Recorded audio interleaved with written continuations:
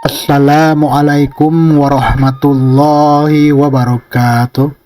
Bertemu lagi dengan berita horor, cerita dari @mwv_mystic. Yang mau berkunjung, saya sertakan linknya, bisa dilihat di deskripsi. Sengketa tanah dibayar darah. Sebuah catatan seorang pengacara ketika berhadapan dengan lawan hukum yang menghalalkan segala cara demi uang dan demi menang. Ini adalah kelanjutan dari bagian 5 sebelumnya. Buat yang baru bergabung bisa baca dulu bagian 1 dan 5 lewat link di bawah ini.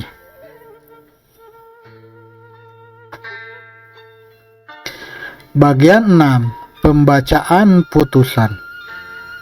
Mari kita lanjutkan kisahnya. Keadaan di dalam ruangan Om Cahyo begitu gelap. Hanya ada sedikit cahaya masuk dari pantulan lampu areal kerja untuk bisa melihat ke dalam. Saya coba mengintip dari celah-celah kecil bagian kaca yang tidak ditutupi stiker. Namun saya tetap tidak bisa melihat apapun karena begitu gelapnya ruangan itu. Tetapi semua itu tidak menghentikan rasa penasaran saya untuk memeriksa sumber suara tadi. Hingga akhirnya saya melakukan sebuah tindakan yang sampai hari ini masih saya sesali. Saya berjongkok untuk melihat ke dalam ruangan dari bagian bawah kaca, pintu yang tidak ditutupi stiker sama sekali.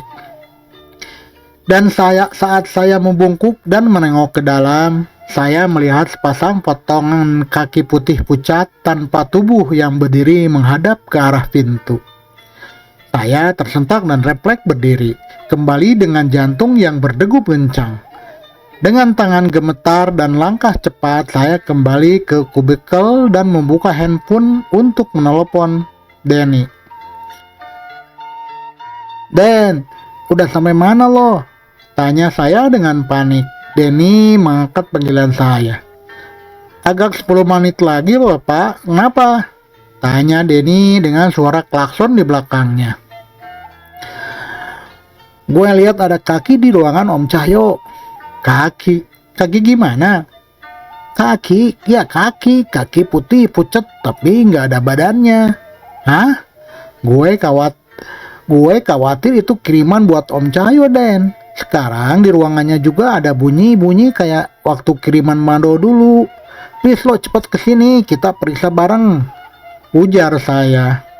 Iya, Wahid, di kantor cuma tinggal lo doang. Asep sama yang lain mana?" tanya Denny. "Harusnya ada Asep, tapi gue panggil tapi nggak ada. Yang lain juga udah pada balik. Intinya lo buruan kesini," perintah saya. Iya, jawab Denny sebelum panggilan telepon itu diputus. Sambil menunggu Denny, saya memutar musik agar suasananya tidak begitu sepi. Saya juga tidak bisa lagi melanjutkan pekerjaan saya tadi, yang sedang saya selesaikan, karena pikiran saya yang sudah kalut. Tidak lama ada suara sayup-sayup senandung dari arah pantry. Saya segera menghampiri sumber suara dan mendapati Asep sedang menggunakan satu handset di salah satu telinganya dan bersenandung sambil mendengarkan efek 3 dari handphonenya. "Sep," sapa saya sedikit menaikkan nada bicara saya agar terdengar. Iya Mbak. "Lo punya kunci ruangan Om Cahyo nggak?" tanya saya. "Ada Mbak, ada yang mau diambil?" "Iya, tapi nanti tunggu Denny datang dulu ya. Kita bareng-bareng periksa ke dalam," jelas saya. "Emang mau periksa apa Mbak? Biar saya bantuin," tanya Asep yang sepertinya tidak curiga. Namun tiba-tiba suara benda jatuh kembali terdengar dari arah luar.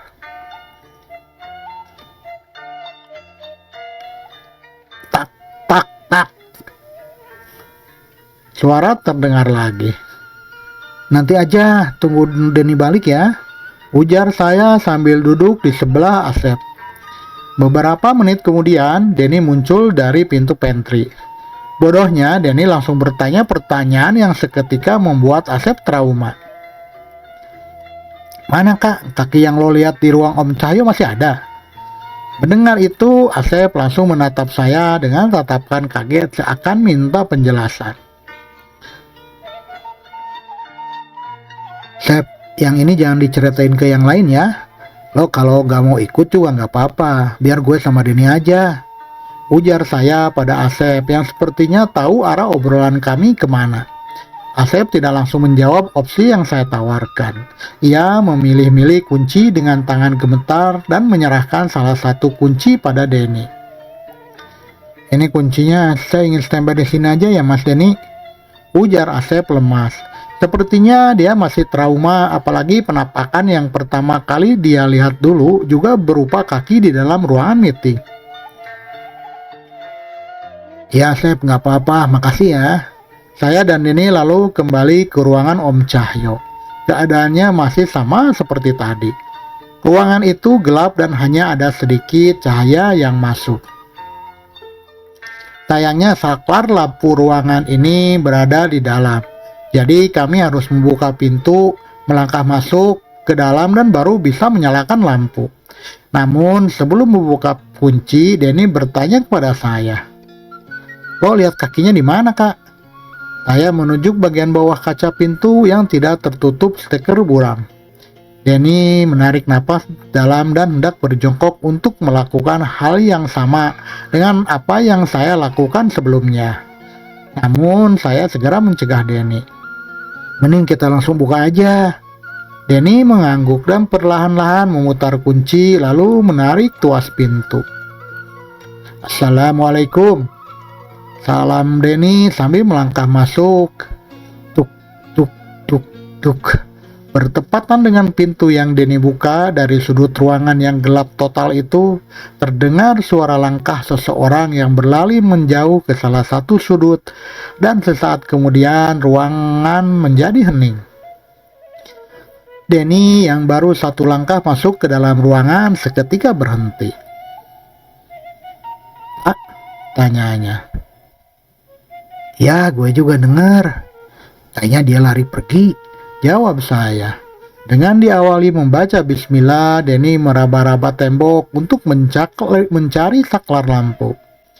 Setelah saklar itu berhasil teraba, ia segera menyalakan seluruh lampu hingga membuat ruangan Om Cahyo menjadi terang benderang. Namun saat lampu sudah menyala dan seluruh sudut ruangan itu sudah terlihat, tidak ada satuan benda yang kami lihat berserakan di lantai. Semua pajangan Om Cahyo masih tertata rapi di ambangan dan lemari kaca yang berada di ruangan itu. Saya dan Denny melihat ruangan Om Cahyo dan menyisir kemungkinan asal sumber suara. Jujur, saya dan Denny baru pertama kali masuk ke ruangan ini saat malam. Kami hanya pernah beberapa kali masuk ke ruangan beliau saat siang ketika dipanggil oleh Om Cahyo sendiri. Tapi seperti saya bilang, Om Cahyo jarang ada di kantor, sehingga kami pun juga jarang masuk ke sini. "Coba lo periksa pak, ada yang jatuh nggak? Atau ada nggak pajangan yang ngasih lo perasaan nggak enak kayak Mando kemarin?" Ujar Denny sambil berjalan mendekati salah satu rak pajangan Om Cahyo dan memeriksanya. Sama seperti di ruang meeting depan, di dalam ruangan pribadinya ini, Om Cahyo juga memajang beragam benda tradisional yang eksotik. Beberapa berbentuk manusia, hewan, dan ada juga yang berbentuk seperti miniatur senjata daerah. Selain itu, beliau juga mengoleksi beberapa lukisan abstrak yang dipajang di dinding ruangan. Saya memeriksa satu demi satu pajangan-pajangan itu. Namun berbeda dengan keadaan di ruangan meeting, di ruangan meeting depan, tempat saya merasakan aura yang berbeda dari Mando dan Talawang di ruangan ini. Saya justru merasa seluruh pajangan Om Cahyo membuat saya tidak nyaman dan gelisah. Terutama pajangan-pajangan dari kayu ukiran berbentuk manusia yang memiliki mulut bulat lebar, menganga dalam keadaan mendongak. Pajangan itu berada satu barisan dengan pajangan-pajangan lainnya yang juga terbuat dari kayu dan batu. Ukurannya tidak besar dan bentuknya pun bisa dibilang unik. Tapi memandanginya lama membuat saya tidak nyaman. Begitu juga dengan pajangan lain di sekitarnya. Gak tahu gue Den, gue kelihat semuanya kayak gak nyaman, ujar saya yang sudah mulai risih. Denny melihat ke sekeliling dengan cemas. Kalau emang kaki yang lo lihat tadi itu kirimannya, apa kita harus bilang ke Om Cahyo? Tanya Denny. Gue nggak tahu Om Cahyo bakal paham atau enggak yang beginian Den, jawab saya. Tapi gimana? Kita nggak mungkin memeriksa satu-satu pajangan sebanyak ini ke Ki Hanif kan? Dan gue juga nggak tahu pajangan mana yang baru dipajang di sini Kak. Gue nggak hafal sebelum kasus ini Om Cahyo punya beberapa pajangan. Jelas Denny, saya hanya mengangguk setuju saking banyaknya pajangan dan jarangnya kami masuk ke ruangan ini. Saya juga lupa mana pajangan baru di antara pajangan-pajangan lama di sana. Kita coba tungguin di sini dulu. Kalau ada pajangan yang ngeluarin suara ketukan kayak yang gue dengar di luar tadi sebelum lo datang, setidaknya itu jadi tanda kemungkinan media barunya, tambah saya. Denny mengangguk setuju dan kami pun berdiam diri di ruangan tersebut. Namun setelah berdiri di ruangan itu selama beberapa saat, pada akhirnya kami tidak mendapat tanda-tanda ataupun bunyi apapun. Karena tidak ada perkembangan, saya dan Denny memutuskan keluar. Kami kembali ke pantry dengan tangan kosong. Asep yang sudah menunggu kami sambil mendengarkan radio segera bangun dari duduknya saat saya dan Denny muncul. Nih, kuncinya Asep, ujar Denny sambil menyerahkan kuncinya pada Asep. Udah dikunci lagi kan Mas? Tanyanya. Oh iya lupa, kayaknya belum. Nanti kunciin aja ya, jawab Denny. Dengan tanpa ekspresi Asep menyerahkan kembali kunci itu ke tangan Denny. Jangan gitu Mas, ini minta tolong kunciin dulu ya, jawab Asep pelan. Gak usah tegang gitu dong. Udah kok Sep, gue bercanda. Makasih ya, ujar Denny sambil tersenyum mengejek. Asep mengembuskan napas lega dan segera menyangkutkan kembali kunci itu di pinggangnya. Makasih ya Mas Denny, ujarnya. Asep tidak bertanya ataupun minta diceritakan apa yang baru saja kami lihat di dalam ruangan Om Cahyo. Karena sikap Asep itu juga kami tidak membicarakan apapun tentang ruangan Om Cahyo lagi malam itu. Sampai akhirnya saya dan Denny pulang sekitar jam 10 malam. Di rumah, pikiran saya terus mengulang-ulang kembali penampakan potongan kaki yang tadi saya lihat di dalam ruangan Om Cahyo. Kalau memang benar potongan kaki itu adalah jenis kiriman baru yang saya lihat di kantor, karena selama ini yang sudah saya tahu adalah sosok anak kecil hitam yang dikirim untuk saya dan Mas Danu, kuntilanak untuk Sandra, dan wanita berbaju merah untuk Denny. Rasanya saya ingin sekali mengatakan pada Om Dharma terkait temuan itu dan berharap beliaulah yang jabatannya sejajar dengan Om Cahyo setidaknya bisa mengingatkan Om Cahyo untuk lebih berhati-hati lagi. Namun entah kapan waktu yang tepat untuk saya bisa berbicara dengan beliau lagi. Keesokan harinya pada hari Jumat, saat saya dalam perjalanan kembali ke kantor setelah meeting klien, sebuah panggilan masuk ke ponsel saya. Nama Om Dharma tertera di layar ponsel saya dan segera saya angkat panggilan itu dan segera menepikan kendaraan ke pinggir jalan. Halo Om. Halo Pak, di mana? Habis dari clean Om. Ini mau balik ke kantor. Kamu sibuk nggak? Bisa temenin saya ke rumah Danu? Oh bisa Om, Tadinya ke kantor cuma mau ngerapin dokumen sedikit aja sih, dan kayaknya bisa saya kerjain nanti di rumah. Jawab saya bersemangat. Oke, habis ini saya siap-siap dulu. Nanti ketemuannya pas sudah di dekat sana aja ya. Estimasi 1 jam dari sekarang, ujar Om Dharma yang kemudian saya iakan. Setelah menutup telepon itu, saya segera mengubah arah tujuan menuju kediaman Mas Danu. Mas Danu tinggal di salah satu perumahan yang cukup mewah di pinggiran kota Jakarta. Beliau sendiri adalah seorang perantau karena orang tua dan adik kandungnya Arif tinggal di kampung halaman mereka di sebuah daerah di Jawa Tengah. Saya bertemu dengan mobil Om Dharma ketika sudah berada di kawasan perumahan Mas Danu. Sepertinya beliau sengaja menunggu saya agar bisa barengan masuk ke rumah Mas Danu. Saya menurunkan kaca dan menyapa beliau yang juga sedang membuka kaca mobilnya karena tengah menghisap rokok. Halo Om, yuk, sapa saya. Om Dharma lalu menoleh dan melambai ke saya, kemudian mematikan rokoknya sebelum melanjutkan perjalanan. Kami lalu masuk ke area parkir rumah Mas Danu dan disambut oleh salah satu asisten rumah tangga beliau. Kami dipersilakan menunggu di ruang tengah dan disajikan minuman teh hangat yang begitu wangi khas daerah asal Mas Danu. Tak lama Mas Danu muncul dengan menggunakan kursi roda.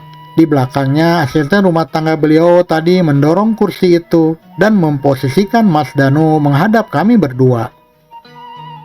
Saya dan Om Dharma bangkit untuk menyalami Mas Danu sambil sedikit berbasa-basi. Setelah beberapa topik bahasan random dan bercandaan khas bapak-bapak, Om Dharma akhirnya memulai topik serius yang menjadi alasan beliau menjenguk Mas Danu lagi pada hari ini.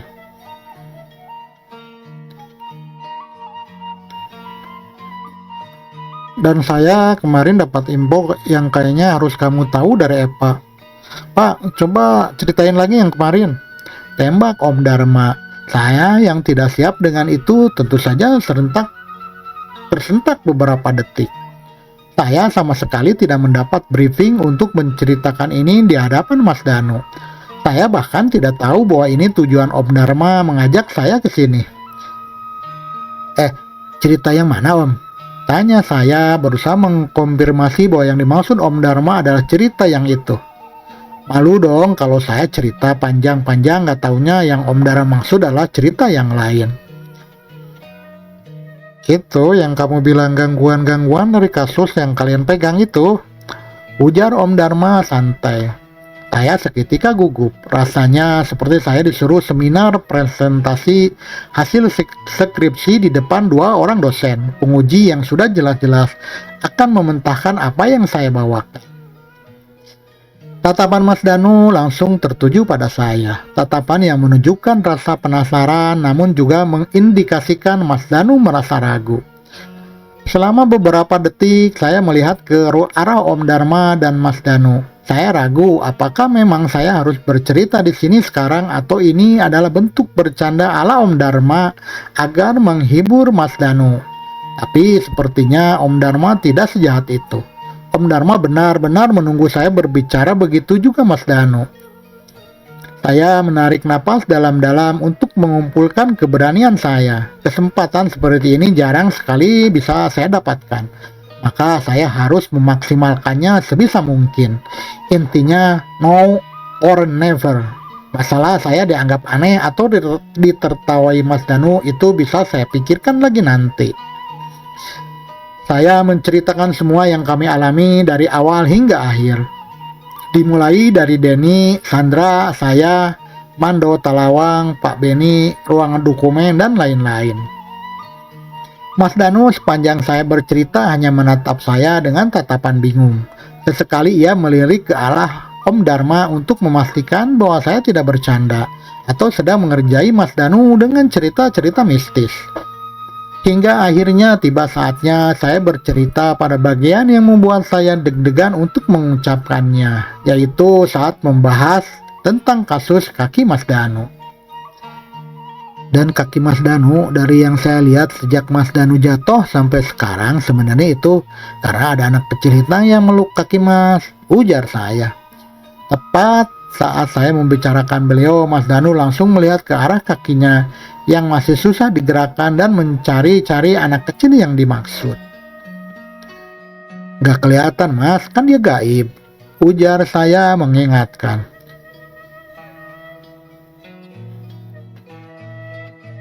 Oh iya juga, takutnya keinjek. Tapi tunggu. Biar saya cerna ini dari awal. Kamu bisa ngelihat begituan? Tanya Mas Danu. Saya mengangguk pelan.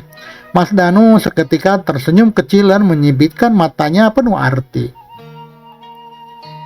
Saya tidak bisa membedakan apakah itu senyuman mengejek atau senyuman bermakna lainnya.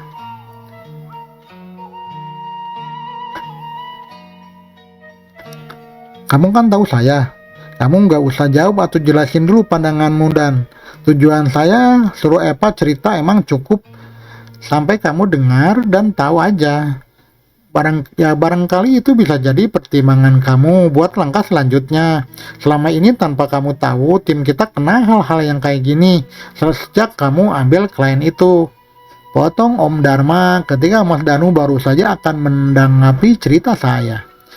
Mas Danu hanya mengangguk bingung, namun sanggahan Om Dharma membuat beliau tidak melanjutkan tanggapannya pada cerita saya. Sekarang, kamu tahu kalau udah ada kejadian begini di kantor, sisanya saya serahkan ke kamu aja.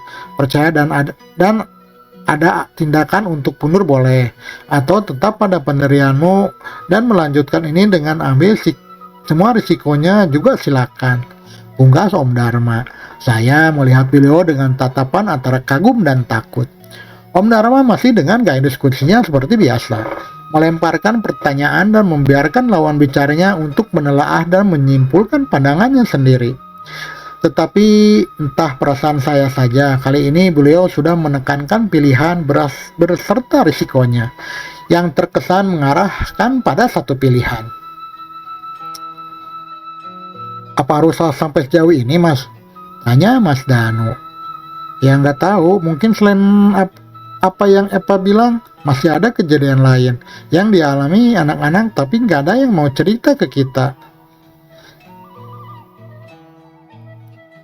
Kalau begitu, untuk ini kita bisa bicarakan nanti, Mas. Jawab Mas Danu pada Om Dharma. Sur, boleh, jawab Mas Danu. Setelah tujuan utama saya dan Om Dharma tersampaikan, tidak lama kemudian Om Dharma berpamitan pada Mas Danu. Kami hanya berada di rumah itu selama kurang lebih 1 jam lalu pulang. Di perjalanan pulang, jantung saya masih berdegup kencang jika mengingat momen saya bercerita sebagai seorang yang bisa melihat al-gaib. Di depan orang yang paling saya hindari untuk bercerita gaib seperti Mas Danu. Jika saja Sandra tahu, mungkin saya sudah habis dikata-katain. Masa bodoh sama Sandra. Namun pertimbangan saya adalah kondisi jangka panjang bagi kelangsungan pekerjaan serta keselamatan kami semua. Dan buat keselamatan para asosiat, tapi keselamatan para partner juga. Saya kemudian menepi di salah satu ruas jalan yang lebar. Tanpa turun dari mobil, saya segera menghubungi Aris melalui pesan singkat. Aris hari itu sudah kembali ke kediamannya di Jawa. Ia segera pergi setelah Mas Danu keluar dari rumah sakit, saking malasnya berlama-lama bersama abangnya itu. Saya lalu menceritakan kejadian barusan pada Aris melalui chat yang panjang. Hahaha. Terus dia percaya? Nanya Aris. Aku nggak bisa nebak ekspresinya. Semoga saja dapat sedikit hidayah dia. Kalaupun aku sendiri juga ragu. Ya, taruh ekspektasimu serendah-rendahnya. Kamu nggak dikatain gila aja, tadi udah syukur itu. Hahaha, canda Aris. Kembali lagi ke sidang Bu Yati yang minggu depan ini akan masih berlangsung dan memasuki masa-masa jelang pembacaan putusan oleh hakim. Hasil dari PT UN ini akan sangat berpengaruh pada tahapan-tahapan selanjutnya. Jika Bu Yati menang dalam gugatannya, bisa dipastikan Bu Yati akan sangat mudah memenangkan kasus pidana dan perdata sebagai langkah lanjutan sengketa ini. Hari Senin dan Selasa saya lalui dengan pekerjaan seperti biasa. Apalagi kalau bukan meeting dengan klien dan menghadiri beberapa sidang lanjutan. Saya tidak lagi membahas ruangan Om Cahyo karena begitu padat dan penuhnya pekerjaan saat itu. Ditambah lagi tidak sopannya rasanya jika orang-orang tahu saya masuk ke ruangan pribadi beliau untuk memeriksa barang-barang di sana. Untungnya Asep juga bisa menjaga mulutnya dengan tidak cerita ke karyawan lain kalau saya dan Denny masuk ke ruangan Om Cahyo malam itu. Untuk jadwal sidang minggu ini, Om Cahyo dan Mas Danu masih digantikan oleh Om Dharma, sehingga persiapan-persiapan jelang jadwal sidang dihandle oleh Om Dharma dan asosiasi. Meskipun sudah tidak dirawat, Mas Danu belum merasa cukup fit untuk berada di ruang sidang. Selain itu juga menjalani serangkaian pengobatan tradisional yang jadwalnya saat itu kebetulan sama dengan jadwal sidang Bu Yati. Salah satu kegiatan kami selaku kuasa hukum adalah melakukan meeting dengan klien di hari -1 sebelum sidang untuk mengatur strategi dan menggali lebih dalam hal-hal yang dapat menguatkan pihak klien kami. Rabu itu perwakilan kuasa hukum yang meeting dengan Bu Yati adalah Om Dharma dan Denny. Mereka memilih lokasi meeting di luar kantor, tepatnya di restoran yang masih berada di kawasan Jakarta. Sementara saya dan Sandra berhalangan hadir waktu itu karena kami punya jadwal klien yang lain. Setelah menyelesaikan seluruh agenda saya di luar, saya kembali ke kantor sekitar jam 4 sore. Saat saya datang di kantor sudah ada Sandra dan anak magang yang sedang berdiskusi di kubikelnya. Sementara Akil dan Neni masih belum kembali dari pekerjaan mereka masing-masing. Seperti biasa, setelah menaruh tas dan beristirahat sebentar, saya melanjutkan pekerjaan di kubikel saya. Saya masih punya sejumlah tugas yang harus saya selesaikan, terutama menyusun dokumen-dokumen untuk sidang Bu Yati besok yang rencananya akan saya hadiri. Sekitar 1 jam kemudian dari arah pintu utama tempat resepsionis, tiba-tiba Ola berteriak.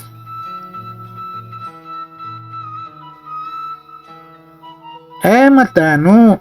Suara Ola yang cukup keras itu terdengar sampai kubikel saya dan Sandra. Kami refleks berdiri dan melihat ke arah pintu utama. Benar aja, ada 3 orang yang berjalan masuk ke area kerja saat itu. Ada Om Dharma, Mas Danu, dan Denny yang mendorong kursi roda Mas Danu. Sepertinya Mas Danu tadi juga hadir pada meeting Bu Yati bersama Om Dharma dan Denny. Seluruh orang yang ada di kantor saat itu menyambut kembalinya Mas Danu meskipun dalam keadaan di atas kursi roda. Beliau menyalami satu persatu orang yang mengerumuninya dengan senyum lebar. "Masih belum pulih banget, Mas. Kok masih pakai kursi roda?" Sambar Sandra pada Mas Danu yang menurut saya sebenarnya agak kurang sopan. "Iya, cakra di kaki saya belum baik. Kayak Rockly habis pakai teknik khas Shimon," jawabnya. "Hah? Begitu kurang lebih respon Sandra dan saya. Kami butuh Akil saat itu yang semi wibu untuk bisa mentranslate jokes Naruto khas Mas Danu. Sayang, satu-satunya orang yang mungkin memahami joke ini lagi nggak ada di kantor. Alhasil daripada garing, kami hanya tertawa nyengir. Setelah sesi tanya kabar dan saling bersalaman itu usai, Mas Danu lalu izin mau masuk ke ruangan kerjanya untuk memeriksa beberapa berkas.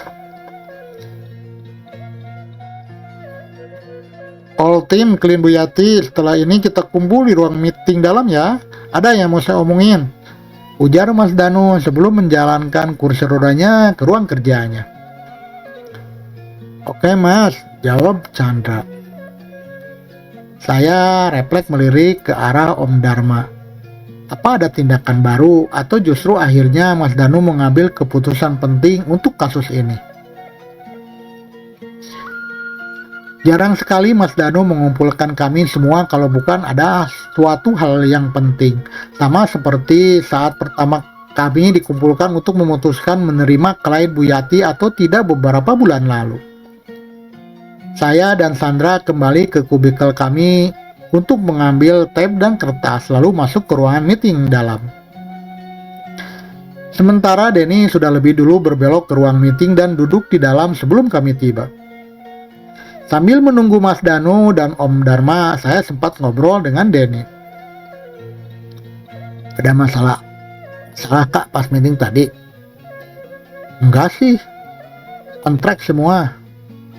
Terus ini dikumpulin ada apa? Tanya Sandra. Gak tahu juga. Tadi selama di jalan Mas Danu juga gak ngobrolin apa-apa. Jelas Denny. Tak lama Om Dharma dan Mas Danu masuk ke ruangan meeting. Keduanya masuk tanpa membawa laptop atau kertas sebagaimana biasanya meeting internal dilakukan. Denny bangkit untuk memindahkan salah satu bangku ke sudut ruangan agar ada ruang yang cukup untuk kursi roda Mas Danu masuk. Saya, Denny, dan Sandra berada di sisi meja sebelah kanan. Sementara di seberang kami ada Om Dharma dan Mas Danu. Tanpa pembukaan maupun basa-basi lagi, Mas Danu langsung ke topik utama yang ingin dia sampaikan. Saya udah dengar kalian bertiga kena hal-hal yang susah dijelasin nalar selama kita megang kasus ini, ujar Mas Danu yang sontak membuat mata Sandra terbelalak dan shock. Tanpa menolehkan kepalanya, ia melirik ke arah saya dan duduk di sebelahnya. Saya paham kenapa kalian tidak cerita atau nggak kasih tahu saya dari dulu. Mungkin karena kalian emang taunya saya orang nggak percaya dengan hal-hal yang begituan, tambah Mas Danu. Kami masih diam, tidak ada yang menyela ataupun menanggapi. Dan ya itu memang benar sih, saya memang gimana bilangnya ya, masih belum bisa menerima. Nah itu hal-hal yang arahnya ke misi-misi gini. Tapi meskipun saya tidak percaya, saya juga gak pengen memaksakan keinginan saya. Kalau justru itu bikin kalian kesusahan secara mental atau fisik. Jelas Mas Danu. Maka dari itu, sekarang saya mau serahkan pilihan buat kalian bertiga. Kalau kalian memang keberatan atau merasa kayaknya kasus ini terlalu berbahaya buat kalian, kalian boleh lepasin aja kasus ini dari tanggung jawab kalian. Kalian boleh pilih mundur tanpa ada ancaman sanksi ataupun apapun dari saya. Serius gak masalah, sisanya kasus ini biar saya dan Mas Cahyo atau Mas Dharma yang handle. Kami memutuskan gak akan mundur dan akan tetap lanjutin ini perjuangan kita buat bikin Bu Yati bisa hidup tenang di masa tuanya, udah tinggal sedikit lagi. Alasan ini yang bikin kami bertiga dulu nerima kasus ini, dan sampai sekarang pun masih jadi alasan kami perjuangin tanah Bu Yati, ujar Mas Danu menggebu-gebu. Selain itu, cabut kuasa hukum di tengah sidang yang udah hampir selesai ini juga tidak mudah. Ada banyak hal yang harus kita lengkapi. Ditambah lagi dari pihak Bu Yati bakal sangat kesusahan. Soalnya mereka harus segera cari kuasa hukum lain yang belum tentu bisa lanjutin apa yang udah kita susun. Tambah Om Dharma memperkuat alasan Mas Danu. Mas Danu mengangguk tanda setuju. Itu juga poin lainnya yang buat kita nggak bisa mundur begitu saja. Tapi kalau dari kalian mau mundur, sekali lagi saya bilang, saya persilakan. Nanti akan saya carikan substitusinya untuk sisa persidangan ke depan. Tawar Mas Danu lagi. Perasaan saya di sana campur aduk. Kesempatan saya untuk lepas dari segala teror ini sudah ada di depan mata. Hanya dengan mengucapkan satu kalimat, saya mundur, maka saya bisa bernapas lebih lega untuk minggu depan. Jujur saya lelah jika setiap momen jelang sidang atau sudah sidang penting kasus ini selalu berakhir dengan adanya gangguan. Si pengirim ini seolah-olah selalu punya cara untuk menghalang-halangi kami dan seluruh proses hukum yang kami tempuh. Namun saya juga merasakan dilema. Bagaimanapun apa yang dikatakan Mas Danu juga benar. Kami tinggal sedikit lagi sebelum mencapai tahapan akhir pemecahan putusan. Untuk beberapa menit ruangan itu hening. Kami hanya saling melihat satu sama lain tanpa ada yang berani angkat bicara pertama kali. Mas Danu dan Om Dharma juga diam, memberikan kami waktu untuk berpikir dan memutuskan langkah untuk diri kami sendiri. Hingga tiba-tiba saja. Saya tetap aja Mas. Sandra yang saya kira akan menjadi yang pertama memilih mundur, justru jadi yang pertama mengatakan untuk lanjut. Saya dan Yeni melihat ke arah Sandra yang duduk di tengah-tengah kami berdua dengan tatapan tidak percaya. Saya udah berkali-kali jemput dan nganter Bu Yati pulang. Saya tahu gimana susahnya beliau untuk segera bisa berangkat sidang. Di sepanjang jalan itu beliau sering minta pijit atau ketiduran karena emang fisiknya udah nggak kuat. Terus kita juga nggak tahu apa Bu Yati dan Bu Nenek juga dikirimin hal-hal aneh seperti kita apa enggak. Tapi yang bisa saya lihat Bu Yati tetap berjuang buat haknya. Dan jahat banget kalau sampai kita ngecewain beliau dengan cara ninggalin persidangannya. Begitu saja menurut saya, menurut Sandra. Panjang lebar saya tertegun dengan kalimat emosional Sandra. Kalimat yang terlalu ajaib dikatakan oleh seorang Sandra yang jarang peka dengan perasaan orang lain. Namun Sandra tidak sendiri. Setelah Sandra selesai menjelaskan alasannya, Denny juga menyusul mengungkapkan keputusan yang ia ambil. Benar kata Sandra, tanggung sih Mas, saya juga lanjut aja. Ujar Denny. Loh, tapi katanya yang paling parah karena itu kamu, Den. Ledek Mas Danu. Iya sih, tapi ya anggap aja risiko perjalanan ya kan. Saya juga lama-kelamaan jadi terbiasa. Pegal-pegal dikit ya biasalah, minta tolong Asep buat mijitin paling. Hahaha. Jawab Denny sambil menyadarkan punggungnya ke kursi. Lalu pandangan keempat orang itu teralihkan kepada saya, orang yang menceritakan apa yang asosiasi terasakan kepada partner. Sekaligus yang pertama menyadari bahwa gangguan ini hadir dari sengketa tanah Bu Yati. Saya juga ikut, jawab saya.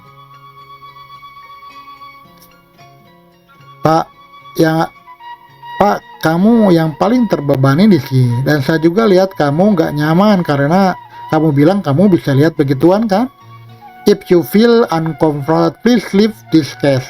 Nanti untuk alasan ke Mas Sayo dan Clean biar saya yang atur. Jawab Mas Danu. Saya geleng kepala. Kita harus buktikan ke mereka yang pakai cara begini bakal kalah dan berbalik mereka sendiri. Jawab saya dengan yakin. Senyum Mas Danu membuncah. Ledek Mas Danu. Mendengar jawaban saya, sadari sekarang terdengar agak patriotis. Om Dharma terkekeh sambil menggeleng-geleng melihat kami bertiga pada akhirnya tetap bertahan memegang kasus ini. Meskipun sudah mengalami banyak kejadian sepanjang berjalannya sidang. Jadi kita semua sepakat Mas di formasi yang sama buat kasus Bu Yati ini? Tanya Mas Danu.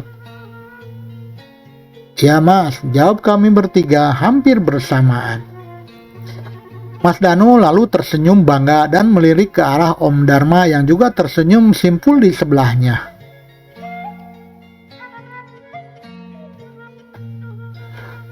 Lihat, udah saya bilang tim kita itu solid dan kuat Mas. Satu maju semua. Ujinya dengan sumringah. Alah, tadi aja kamu kepikiran nyari substitusi. Siapa kalau ada yang mundur kan? Ini Om Dharma. Ya kan antisipasi aja Mas. Aslinya sih saya nggak yakin pasti nggak ada yang mundur. Ujar Mas Danu ngeles. Mas Danu lalu berbalik lagi menghadap ke arah kami bertiga. Matanya sedikit berkaca-kaca dan memandangi kami satu persatu. Ia melepaskan kacamatanya dan menaruh di meja. Mungkin saya nggak akan ceritakan kejadian di internal kita ini ke Bu Yati. Jadi anggap saja saya sekarang mewakili beliau. Saya mewakili Bu Yati mau bilang terima kasih buat kalian. Terima kasih sudah mau berkorban untuk orang lain dan terima kasih juga untuk mau bertahan.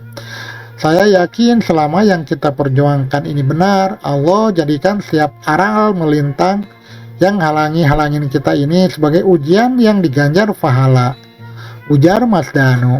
Hati saya terasa begitu penuh mendengar kalimat itu. Kalimat yang seakan menyadarkan kami bahwa pekerjaan ini memiliki tanggung jawab yang besar. Namun juga peluang pahala tinggi karena membantu orang lain mendapatkan haknya. Amin. Jawab kami bertiga hampir bersamaan. Mas, by the way, siapa yang ceritain masalah ini? Masalah kita ini ke Mas Danu. Kok Mas Danu tahu? Tanya Sandra penasaran. Tuh, tunjuk Mas Danu dengan sedikit memonyongkan bibirnya ke arah saya. Tatapan sini Sandra seketika terarah pada saya. Pantesan, cibir Sandra. Ya kalau nggak dibilangin gini, kita mana tahu kan? Kamu juga dulunya nggak percayaan Kak, tapi malah udah formasi nggak berubah, sidang tetap lanjut. Itu intinya bahasan kita sekarang, oke? Sandra memotong kalimat saya dengan cepat. Sandra dan gengsinya tetap seperti apa yang saya kenal. Meskipun Mas Danu dan Om Dharma sudah mengetahuinya, Sandra tetap tidak ingin terlihat sebagai seorang paranoid yang menelan ludahnya sendiri.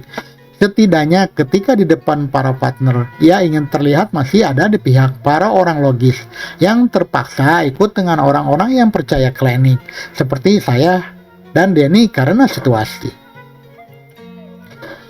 Keesokan harinya, sidang perkara sengketa tanah Bu Yati kembali digelar. Meskipun kemarin sudah hadir di kantor Mas Danu, masih berhalangan hadir pada sidang kali ini untuk pengobatan kakinya dan tanggung jawabnya dilimpahkan kepada Om Dharma. Naik turun gangguan itu terus ada, meskipun memang kadarnya berbeda-beda. Dari sekedar suara-suara tanpa sumber, barang yang bergerak sendiri, atau suasana kantor yang terasa janggal. Namun setelah keputusan kami untuk berkomitmen meneruskan kasus ini hingga tuntas, itu menjadi tuntutan moral bagi kami sendiri untuk tidak banyak mengeluh atas pilihan yang sudah kami ambil. Meski gangguan itu masih ada naik turun, ada satu blank spot di antara kami semua, yaitu Om Cahyo. Beliau tidak hadir saat pertemuan dengan kedua partner sebelumnya, dan saya juga tidak tahu apakah beliau juga sudah dikabari apa yang kami alami oleh Om Dharma maupun Mas Danu. Om Cahyo yang tertutup dan hanya bicara seperlunya saja memang bukan tipikal orang yang suka memulai pembicaraan. Namun karena itu juga saya tidak tahu apakah beliau mengalami gangguan hal-hal yang di luar nalar atau tidak. Sejak kepulangannya dari luar negeri kemarin, Om Cahyo bekerja seperti biasa saja dan tidak menyinggung apapun tentang gangguan atau semacamnya. Semua kegiatannya terlihat normal. Setelah bekerja di luar untuk meeting atau sidang dengan klien, sesekali beliau ke kantor hanya untuk beberapa jam, sebelum akhirnya pulang tak lama kemudian. Beliau tidak pernah mengeluh ataupun bercerita tentang pengalaman atau perasaannya seperti yang Om Dharma lakukan.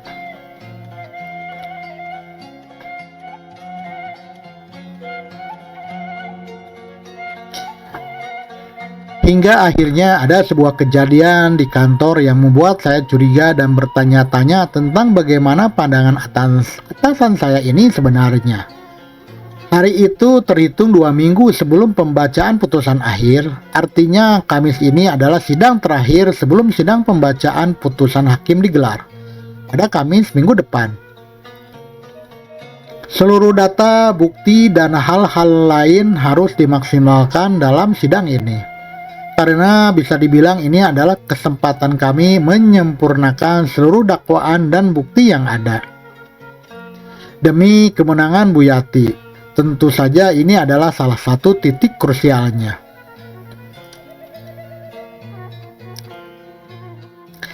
Selasa sore, saya, Sandra, dan Akil sedang berada di kantor dengan setumpuk pekerjaan kami.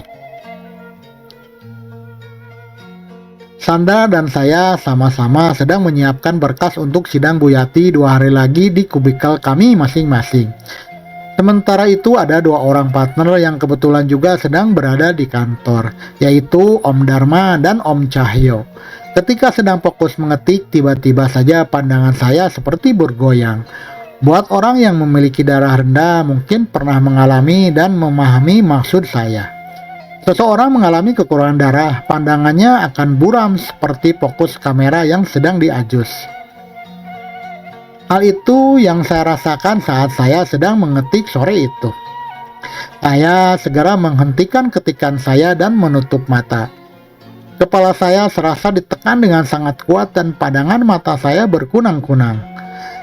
Saat itu saya mengira saya akan jatuh pingsan, sehingga saya menyenderkan punggung saya ke kursi dan mencoba mengatur tempo napas saya.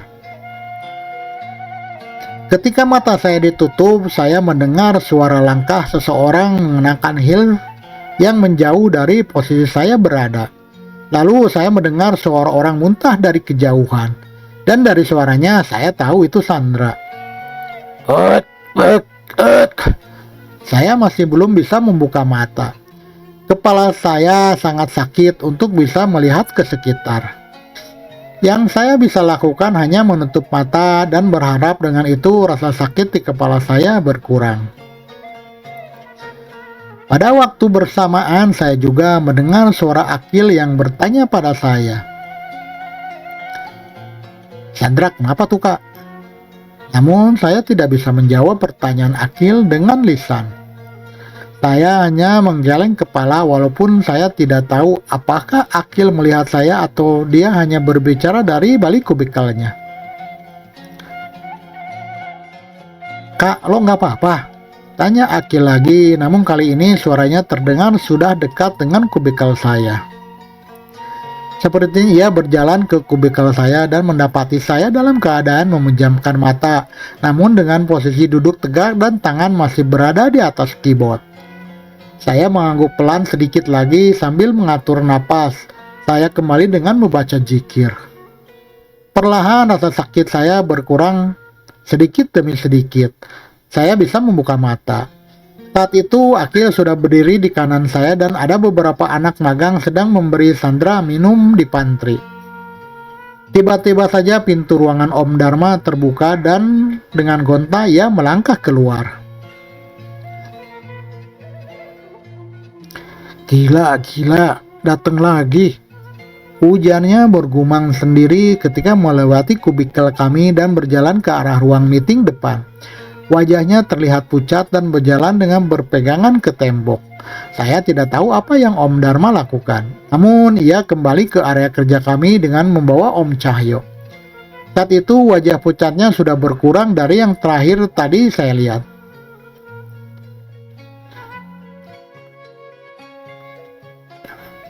Jangan mentang-mentang kamu nggak kena, kamu diam aja di dalam ya, yuk, bentak Om Dharma dengan nada bercanda. Senyum tipis tersirat di bibir Om Cahyo tanpa menanggapi ucapan Om Dharma barusan.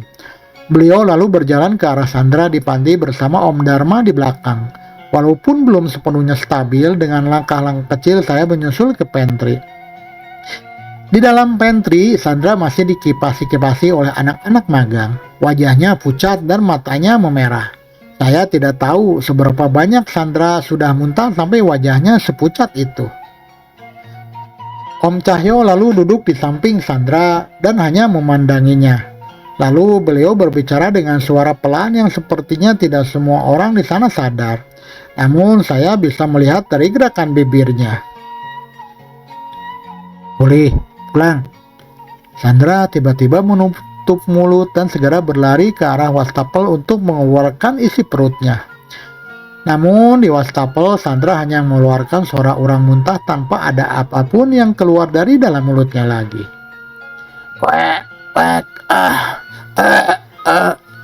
Suara muntahan Sandra terdengar panjang dan lama. Anak magang perempuan yang tadi mengipasi Sandra segera menyusulnya untuk memijat-mijat tengkuk Sandra. Setelah beberapa saat barulah suara muntahan Sandra berhenti. "Maaf," ujar Sandra setelah melihat wajah khawatir kami semua. Saya masih berdiri di ambang pintu pantry, lebih tepatnya di belakang Om Dharma. Ada perasaan janggal yang saya rasakan di dalam pantry walaupun saya tidak tahu berasal dari mana. Tapi saat itu hawa pantry dan bagian area kerja di belakang saya terasa begitu kontras. "Banyak yuk?" tanya Om Dharma. "Dua, satu di sini, satu di belakangmu," jawab Om Cahyo. Om Dharma langsung menoleh ke belakang dan mendapati saya berdiri di belakangnya dengan wajah pucat dan mata yang masih setengah terbuka karena menahan sakit di kepala saya. "Kamu juga, Pak?" tanya Om Dharma. Walaupun pertanyaan itu tanpa penjelasan, namun saya bisa mengerti maksud beliau. Saya kemudian mengangguk mengiyakan. Om Cahyo lalu bangkit dari duduknya dan menghampiri saya. Matanya melihat tajam ke arah saya yang entah kenapa membuat saya hanya berdiri kaku di tempat. Lalu, tap, tap. Om Cahyo menepuk pundak saya pelan. Dan saat itu juga di dalam kepala saya terasa ada sesuatu yang berdentring. Ping! Namun di saat yang sama dengan munculnya suara itu, rasa sakit di kepala saya juga ikut menghilang perlahan-lahan. "Udah mendingan?" tanya beliau. Saya hanya tertegun, kepala saya terasa lebih ringan dari sebelumnya, dan rasa pusing tadi hanya tersisa sedikit saja. Udah Om, jawab saya. Om Cahyo lalu mengangguk dan kembali berbalik menghadap Om Dharma. "Telepon Danu sama Denny, suruh mereka hati-hati," ujar Om Cahyo lagi. Om Dharma segera menelepon Mas Danu dan saya menelepon Denny setelah itu. Beruntung keduanya mengabarkan dalam keadaan baik-baik saja. Setelah kejadian hari itu sempat membuat saya kaget. Saya yakin Om Cahyo baru saja berbuat sesuatu pada saya dan Sandra. Saya yakin apa yang beliau perbuat itu berhubungan dengan hal magis. Rasanya tidak mungkin Om Cahyo asal tepuk atau asal sebut untuk membuat kami bereaksi seperti itu.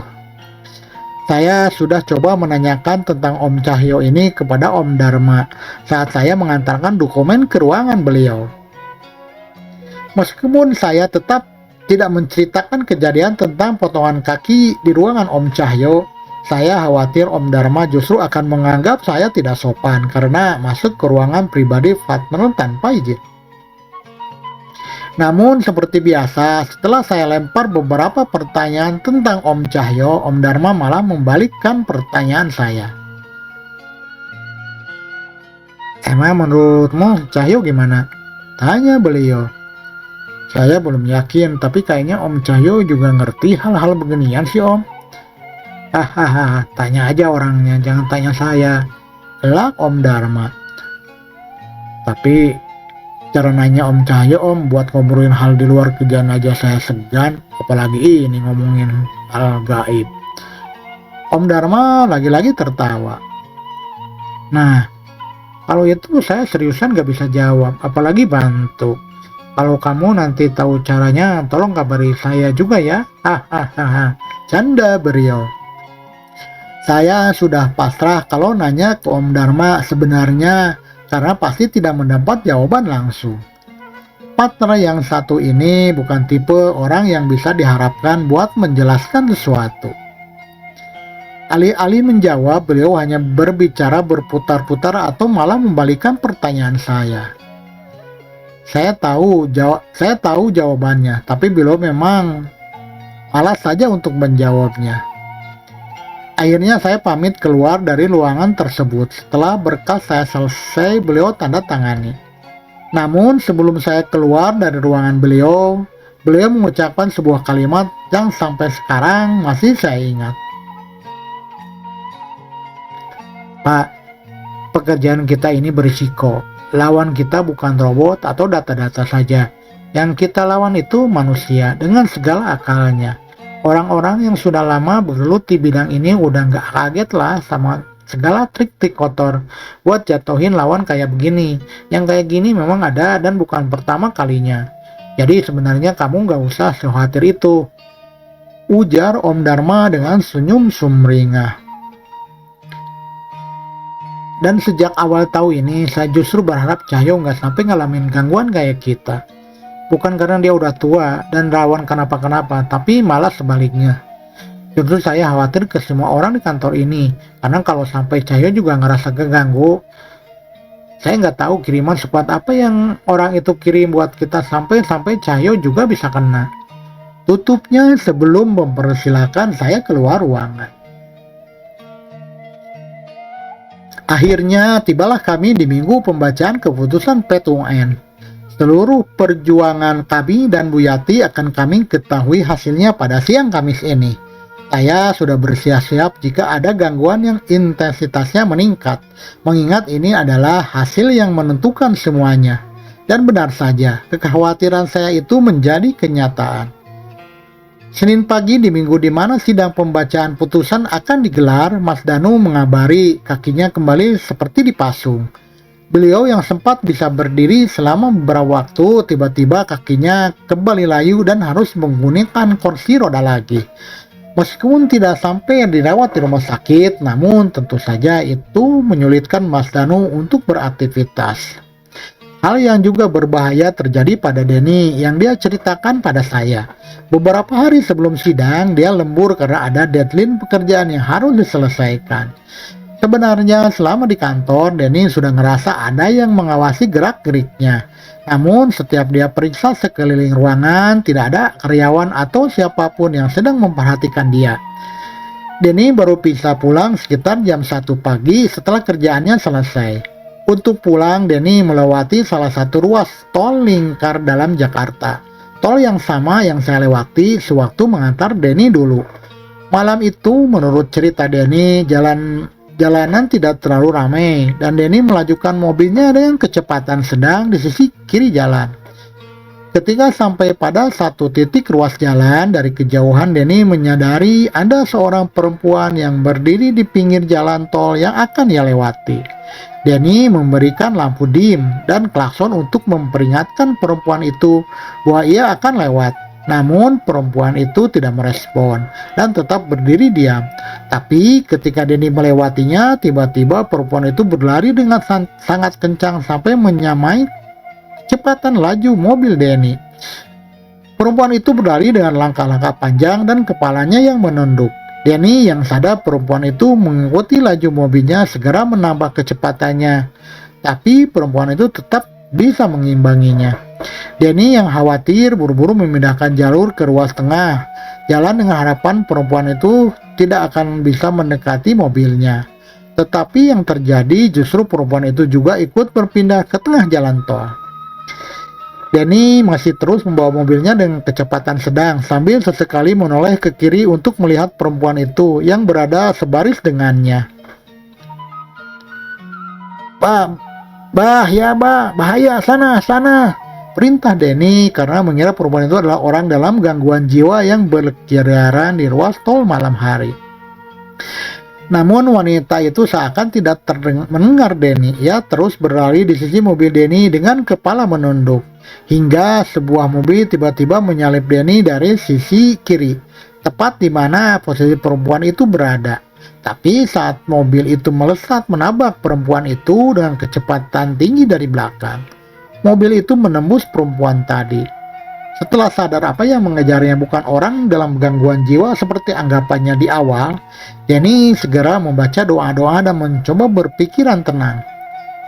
Sesekali ia melirik ke arah kiri untuk melihat perempuan itu yang masih mengikuti laju mobilnya setelah sekian kilometer dan berharap sosok itu segera menghilang. Kejadian kejar-kejaran itu terus berlangsung sampai pada satu titik mendekati pintu keluar tol. Denny mau tidak mau memelankan kecepatan mobilnya karena adanya antrian pembayaran di depan.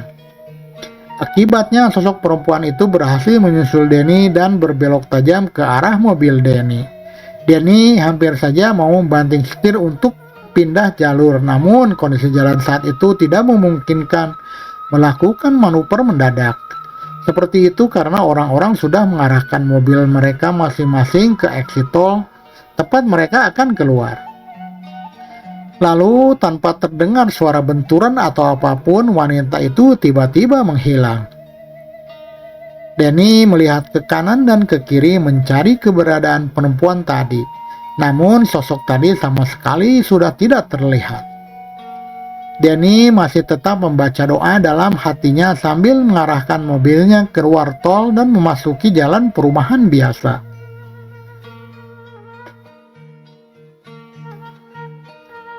Denny yang masih was-was dengan sesekali melihat ke kanan dan kiri mobil melalui spionnya, bersiap-siap jika perempuan tadi muncul lagi. Tetapi hingga sudah memasuki jalan kecil menuju rumahnya, sosok itu tidak muncul lagi. Denny merasa lega. Ia kemudian berkesimpulan sosok itu memang penunggu di tol saja dan bukan bagian dari kiriman terkait kasus Bu Yati. Namun Denny salah. Sosok itu ternyata tidak pergi. Pada salah satu persimpangan, Denny tanpa sengaja melihat spion tengah mobilnya. Dan kalian mungkin sudah tahu apa yang Denny lihat sedang duduk manis di bangku belakang mobilnya. Denny yang sudah hampir tiba di rumah dan sudah cukup muak dengan segala gangguan yang selama ini dia terima, hanya bisa menutup spion tengahnya sambil ngedumel sama sosok itu. Bisa nggak sih nggak gagetan gitu? Gua pulang kerja capek. Kalau numpang ya udah numpang aja, nggak usah sampai ngejar-ngejar kayak tadi. Dan lo turun di mana? Gue nggak ada rumah buat lo tinggalin. Rumah gue udah penuh. Kagak ada pohon juga buat lo tempatin.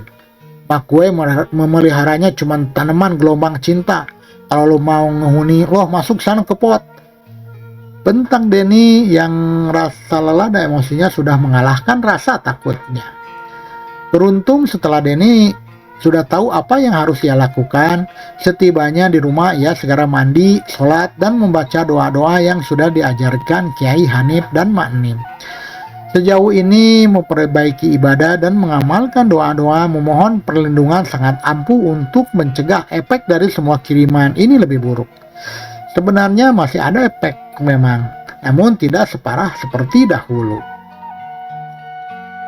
Hingga akhirnya hari Kamis, hari yang sudah Bu Yati nanti-nantikan akhirnya tiba. Hari ini sidang pembacaan putusan gugatan Bu Yati digelar.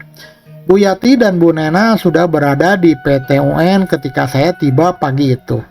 Senyuman ramah beliau menyambut saya disusul dengan pelukan hangat bak seorang ibu kepada anaknya. Udah dari tadi, Bu? Tanya saya setelah pelukan kami berdua lepas. Enggak, belum lama kok, jawab Bu Yati. Gitu ibu, dari semalam gelisah terus tuh bapak. Kemarin hasil hari ini katanya, kepikiran hasil hari ini katanya. Gurau Bu Nena. Bu Yati hanya tersenyum sambil menyeka wajahnya. Keriput di wajahnya mengkerut karena senyuman beliau yang begitu lebar dan penuh harap. Kalau ini sudah selesai, ibu mau istirahat. Sejujurnya ibu sudah capek setiap minggu mikirin ini terus. Lalu Bu Yati yang beliau sampaikan dengan intonasi bercanda. Insya Allah Bu, insya Allah hak-hak ibu bisa ibu dapat ya, ujar saya meyakinkan. Bu Nena di sebelah Bu Yati hanya tersenyum sambil mengaminkan doa saya. Setelah beberapa menit kemudian, kami dipanggil panitera untuk masuk ke ruang sidang. Wajah Bu Yati dan Bu Nena terlihat tegang, sementara kami, para kuasa hukum, sudah merasa cukup percaya diri dengan apa yang selama ini kami berikan untuk memenangkan klien kami. Sidang pembacaan putusan pun akhirnya digelar. Hakim saat itu mulai membacakan putusan pengadilan, menimbang satu persatu bukti dan pertimbangan dibacakan oleh hakim. Seluruh bukti dan pertimbangan tersebut sesuai dengan apa yang kami cantumkan dalam acara pembuktian. Ini menjadi sebuah tanda bahwa apa yang pihak kami ajukan menjadi bukti yang diterima oleh hakim. Bu Yati melirik ke arah kami seakan bertanya apakah hal-hal yang hakim bacakan itu benar dan menguntungkan pihak beliau. Sandra dan saya yang hadir saat itu membalasnya dengan tersenyum dan mengangguk pelan. Pembacaan pertimbangan itu berlangsung cukup lama dengan banyaknya hal-hal yang dijadikan acuan dan pertimbangan. Beberapa hakim membacakan ini secara keseluruhan, namun tidak sedikit juga yang hanya mengatakan terlampir sebagai efek tipas waktu. Hingga akhirnya tibalah kalimat yang menjadi kesimpulan akhir sidang. Memutuskan gugatan yang diajukan penggugat terhadap tergugat tidak dapat diterima. Saya dan Sandra refleks melotot dan saling melihat satu sama lain. Saya langsung memalingkan pandangan saya pada Om Cahyo dan Om Dharma. Keduanya masih dengan wajah tanpa ekspresi memandang lurus ke arah majelis hakim. Sebuah pertanyaan besar muncul di pikiran kami semua selaku kuasa hukum Bu Yati. Setelah sekian banyak pertimbangan mengambil data dari kami, kenapa perkara ini dinyatakan tidak dapat diterima? Ada istilah khusus dalam bidang hukum terkait alasan keputusan tidak dapat diterimanya gugatan Bu Yati ini. Namun karena begitu spesial case-nya putusan ini, saya memutuskan tidak bisa menjelaskannya secara detail di cerita ini.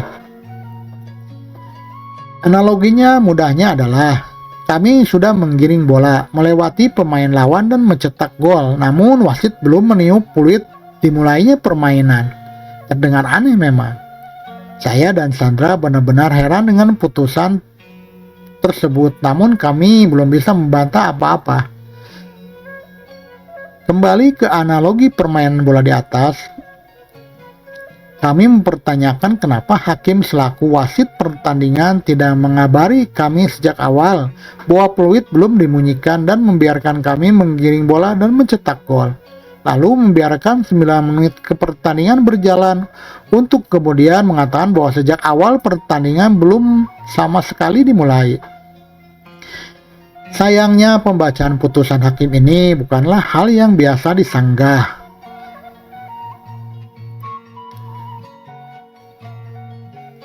Seperti yang kita biasa lihat di film-film barat, putusan itu bersifat mutlak dan hanya ada opsi pengajuan banding. Apa penggugat hendak melakukan upaya hukum lain atas putusan ini? Tanya hakim yang tertuju pada kami dan Bu Yati. Kami melihat ke arah Bu Yati. Walaupun kami adalah kuasa hukumnya, namun penentuan apakah persidangan dilanjutkan dengan pengajuan banding atau kasasi haruslah berdasarkan persetujuan klien sendiri. Namun saat itu Bu Yati hanya bengong melihat lurus ke arah hakim. Matanya nanar dan bahkan seperti tidak menyadari bahwa kami semua di ruangan itu menunggu jawaban dari beliau. Kami akan pertimbangkan setelah berdiskusi dengan klien kami. Yang mulia, jawab Om Cahyo. Akhirnya sidang pembacaan putusan itu ditutup dengan status gugatan Bu Yati tidak dapat diterima. Setelah sidang dinyatakan selesai dan hakim sudah undur diri, Sandra menarik napas panjang dan berpesan pada saya, "Kak, gue ke panitera dulu ya," ujarnya. Sandra segera pergi ke panitera dan meminta penjelasan mengapa hasil putusannya seperti itu. Sandra ingin tahu bukti-bukti apa yang membuat gugatan Bu Yati dinyatakan tidak diterima. Padahal dalam pembacaan hasil putusan, pertimbangannya banyak mengambil bukti-bukti dari pihak kami. Sementara itu dengan langkah gontai, Bu Yati berjalan ke ruang sidang dipapa oleh Bu Nena. Pandangannya masih kosong dan wajahnya sayu. Bu Yati kemudian didudukan di salah satu kursi di sana. Selama Sandra masih berdiskusi bersama panitera, saya terus memandang ke arah Bu Yati. Tanpa kami jelaskan, sepertinya beliau paham maksud dari putusan hakim tersebut. Apalagi melihat respon Sandra yang tidak terima, seakan-akan semakin memperjelas kekalahan pihak kami. Bu Yati menutup wajahnya dengan kedua tangannya. Beliau menangis, bulir-bulir air mata menggenang dan membasahi kelopak matanya, yang segera ialah menggunakan ujung lengan bajunya. Melihat hal itu, jujur hati saya terenyuh. Senyuman ceria dan wajah tenang Bu Yati pudar seketika. Air matanya tidak berhenti mengalir. Dengan tangan keriputnya yang gemetar, ia berkali-kali menyeka air matanya sendiri. Berbanding terbalik dengan Bu Yati yang hanya bisa menangis dan diam 1000 bahasa, Bu Nena justru terpancing emosi dan terus menghujani kami dengan pertanyaan-pertanyaan tajam. Itu kenapa jadi begitu, Pak? Kenapa kok gugatan kita nggak diterima? Artinya apa, Pak? Apa nggak bisa dibanding ulang? Kita salahnya di mana? Kok Bapak sama Mbak bisa hal kayak gitu aja nggak tahu? Beliau terus mencecar dan menyalahkan kami atas keputusan hakim tadi. Emosinya semakin bertambah ketika kami menjelaskan apa yang membuat keputusan atas perkara ini adalah tidak dapat diterima. Setelah hampir 8 bulan lebih bergulir, Om Cahyo lebih banyak diam ketika dicecar pertanyaan-pertanyaan yang juga dibarengi ungkapan ketidakpuasan dari Bu Nena. Hanya Om Dharma yang dengan masih sabar meladeni Bu Nena dan memberikan beberapa saran tindakan. Berbeda dengan kedua partner yang menghadapi Bu Nena, saya memilih fokus mendampingi Bu Yati. Dari wajahnya, saya tahu beliau sangat terguncang dengan keputusan tadi. 8 bulan memaksakan diri untuk hadir dengan keadaan tubuh yang serentak ini bukanlah hal yang mudah. Terlebih kami tidak tahu apakah beliau juga mendapat kiriman atau hal semisalnya seperti yang kami terima. Saya menyemangati Bu Yati dengan berbagai macam cara, termasuk dengan janji kami akan tetap membantu penuh beliau jika Bu Yati berkenan mengajukan banding seperti yang ditawarkan hakim. Kami juga berjanji akan memaksimalkan lagi data pendukung untuk sidang perkara pidana dan perdata yang tadinya akan menggunakan putusan PT UN sebagai penguat. Memang sekalipun putusan gugatan kami di PT UN ini tidak diterima, kedua sidang di atas masih tetap bisa dilanjutkan, meskipun tentu akan butuh lebih banyak data dan usaha ketimbang jika kami memenangkan perkara di tingkat PT UN ini. Ibu yang sabar ya, nanti kita menangkan di perdatanya ya Bu. Kalau Ibu berkenan, kita masih punya jalur hukum pakai permohonan banding. Kita bisa gelar acara simultan antara banding sama perdatanya nanti, ujar Sanda yang menghampiri Bu Yati setelah diskusinya dengan panitera sudah selesai. Bu Yati tidak memberikan respon, pandangannya hanya tertuju pada lantai lobi PT UN. Entah apa yang ada di pikiran beliau saat itu, tapi sepertinya ucapan Sandra tidak sampai masuk ke telinga beliau. Suasananya masih belum kondusif di pihak kami. Bu Nena masih terus heboh dan mempertanyakan banyak hal pada Om Dharma. Saat tiba-tiba saja Bu Yati memanggilnya. "Nena, Ibu mau pulang," ujar beliau lemah. "Tapi Bu, ini kita..." Namun Bu Yati menggeleng. "Mau pulang saja, Ibu capek," ujar Bu Yati. Melihat itu, Bu Nena langsung menghampiri ibu kandungnya itu. Wajah Bu Yati memang terlihat pucat dan pandangannya masih kosong. "Iya Bu, kita pulang," ujar Bu Nena pada akhirnya. "Bisa kita bicara ini nanti, kalau bisa dengan Pak Danu. Saya masih nggak ngerti kenapa keputusan jadi begitu. Bisa-bisanya," ujar Bu Nena kepada Om Dharma yang dengan sabar dan beliau sanggupi. Bu Nena dan Bu Yati kemudian diantar pulang oleh Sandra. Walaupun Sandra tidak menceritakannya pada saya, namun saya tahu sepanjang jalan tadi pasti ia juga dicecar pertanyaan dan mungkin saja kalimat-kalimat yang nyelekit dari Bu Nena. Saya harap Sandra bisa menahan emosinya dan tidak terpancing dengan cibiran Bu Nena di sepanjang jalan. Saya, Om Cahyo, dan Om Dharma tidak langsung pulang sesuai pembacaan keputusan itu. Kami menuju ke rumah Mas Danu untuk membawa kabar hasil putusan ini. Bagaimanapun beliaulah yang paling semangat memenangkan kasus ini sejak awal. Gugatan Bu Yati yang diputuskan nggak diterima sama PT UN. Simpul Om Dharma ketika kami sudah berada di hadapan Mas Danu yang kembali menggunakan kursi roda. Nggak diterima. Loh, kok bisa? Bukti-bukti kita kan udah kuat, Mas, ujar Mas Danu yang juga terkejut dengan putusan itu. Saya nggak tahu kenapa bisa, tapi sepertinya ada sesuatu di sini karena alasannya. Om Cahyo memaparkan semua alasan yang dijelaskan saat di persidangan tadi, hingga putusan sengketa tanah ini dinyatakan tidak dapat diterima. Untuk bagian ini saya rasa tidak baik jika saya jelaskan atas dasar privasi dan detail kasus pengadilan. Mendengar alasan itu, raut muka Mas Danu berubah. Klien kita gimana keadaannya? Tanya beliau. Bu Nena masih gak terima hasilnya sampai akhir, dan Bu Yati beliau banyak shock berat, Mas. Habis sidangnya cuma bengong dan pandangannya kosong, cerita saya. Mas Danu mengusap wajahnya, tentu ia khawatir dengan keadaan mental Bu Yati dan kesehatannya.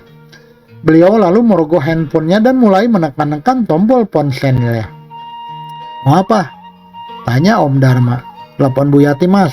Kita harus bikin dia semangat karena kita masih punya sidang perdata dan pidana yang bisa diperjuangkan. Jawab Mas Danu. Jangan sekarang, Dan, biar beliau menenangin diri dulu. Biarin fisiknya pulih dulu. Kita bicarakan besok. Saya udah bikin janji ketemunya lagi dengan beliau, ujar Om Dharma. Mendengar itu, Mas Danu akhirnya mengurungkan niatnya. Tadi beliau ambil opsi banding kan? Tanya Mas Danu. Belum, Mas, karena beliau shock. Beliau sama sekali nggak bisa diajak komunikasi, kecuali sama Bu Nena. Jelas saya. Kita dijadwalin meeting sama Bu Nena dan Bu Nena secepatnya, ujar Mas Danu. Meeting yang Mas Danu rencanakan itu kemudian dilaksanakan beberapa hari setelah sidang pembacaan putusan. Saya sendiri tidak hadir dalam meeting itu karena hanya mempertemukan antara partner dengan Bu Nena. Bu Yati berhalangan hadir karena menolak untuk ikut atas alasan kesehatan. Sepulang dari pertemuan itu, ketika partner kembali ke kantor untuk membicarakan langkah selanjutnya yang akan kami lakukan sekaligus hasil dari meeting dengan klien tadi. Denny, Sandra, Pak, ke ruang meeting ya. Panggil Om Dharma pada kami bertiga. Di dalam ruang sudah ada ketiga partner yang menunggu kami. Tidak ada keceriaan sama sekali di ruangan itu. Atau lebih tepatnya, tidak ada lagi semangat yang biasanya Mas Danu tampakkan saat ia sudah menyusun strategi untuk klien. Semua terlihat lesu.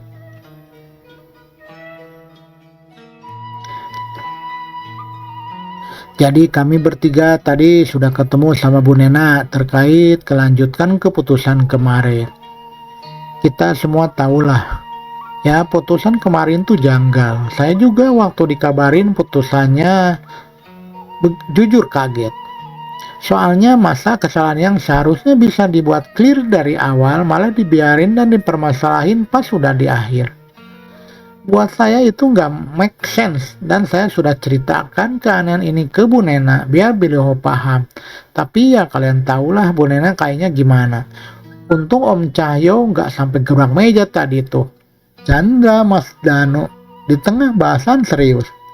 Om Cahyo hanya menggeleng-geleng keheranan, sementara kami para associate tersenyum karena selipan candaan Mas Danu itu. Kami tahu Om Cahyo adalah orang yang paling susah bahkan mustahil terpancing emosinya di kantor ini. Kalimat Mas Danu tadi lebih cocok ditujukan pada Sandra, si pentol korek yang bisa langsung nyala kalau emosinya dicolek sedikit. Jadi dari keputusan klien kita, Bu Nena, beliau minta law firm kita untuk tarik kuasa dari perkara ini, ujar Mas Danu. Kami bertiga jujur kaget dengan keputusan itu. Kami sudah mendampingi Bu Yati cukup panjang dan sudah menyiapkan segala dokumen untuk sidang lanjutan kasus ini.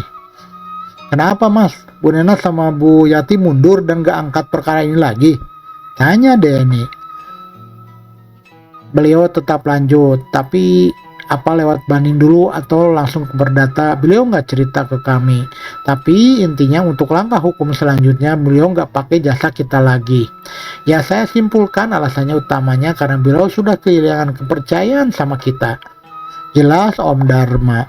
Sisi emosionalnya saya terketuk. Tidak enak sekali rasanya saat kami tahu klien yang sebelumnya berharap dengan kami seketika kehilangan kepercayaannya dan memilih memutus pemberian kuasanya. Terlebih dalam hal ini adalah kasus Bu Yati, kasus yang diambil juga berdasarkan dorongan rasa tidak tega melihat seorang ibu atau lebih tepatnya nenek-nenek berhadapan dengan hukum atas hak tanahnya sendiri.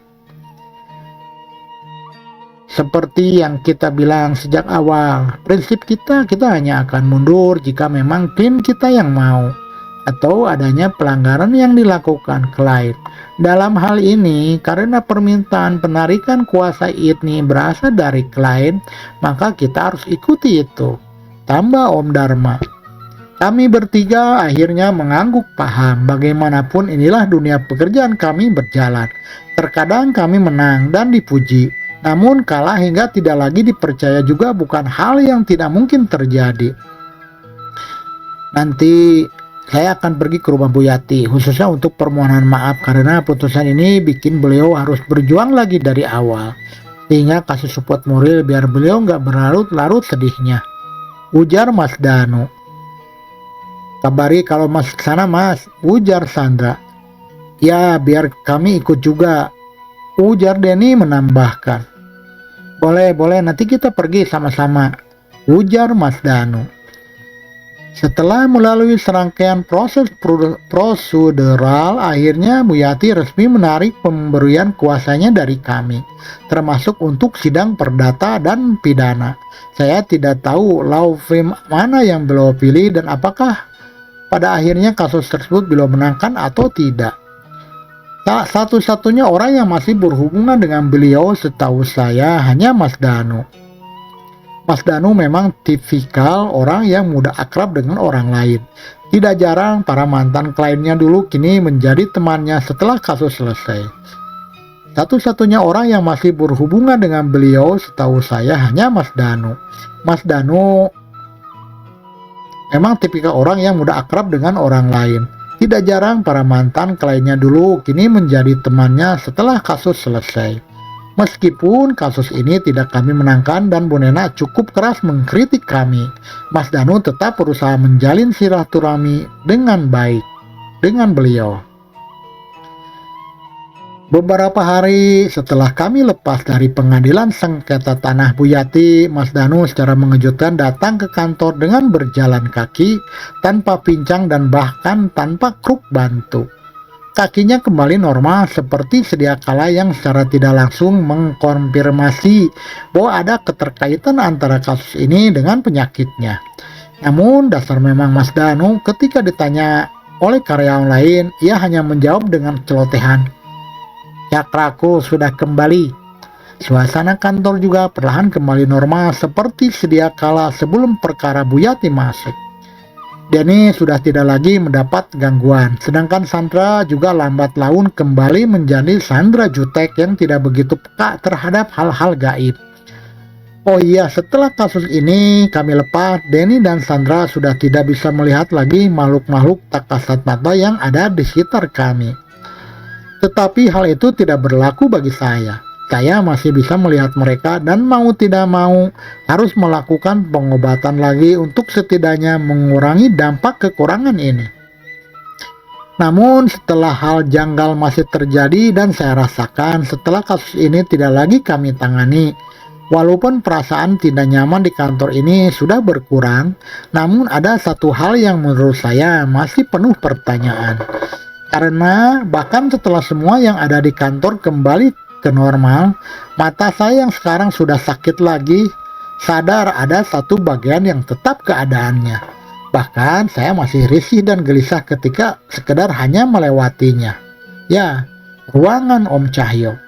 Meskipun penasaran, saya tidak sampai berniat membuka ruangan itu diam-diam seperti yang saya lakukan dulu. Hingga satu kesempatan saya sedang berdiri di dekat ruang resepsionis, tanpa sengaja melihat ke arah ruangan Om Cahyo yang saat itu terbuka karena beliau membukanya dari dalam. Beliau sedang menjinjing tas dan mematikan lampu ruangannya sebelum melangkah keluar. Tetapi yang saya perhatikan bukanlah Om Cahyo, namun keberadaan makhluk putih pucat dan tinggi yang berdiri di belakang meja kerja beliau. Mulut sosok itu terbuka begitu lebar berbentuk huruf O dengan kepala mendongak ke atas. Bentuk yang sama dengan salah satu pajangan yang saya lihat malam itu. Entah kenapa Om Cahyo seakan tahu saya melihat sosok di ruangannya. Karena saat beliau berpamitan pulang dan melewati meja resepsionis, beliau berpesan kepada saya dengan kalimat yang menurut saya multitafsir.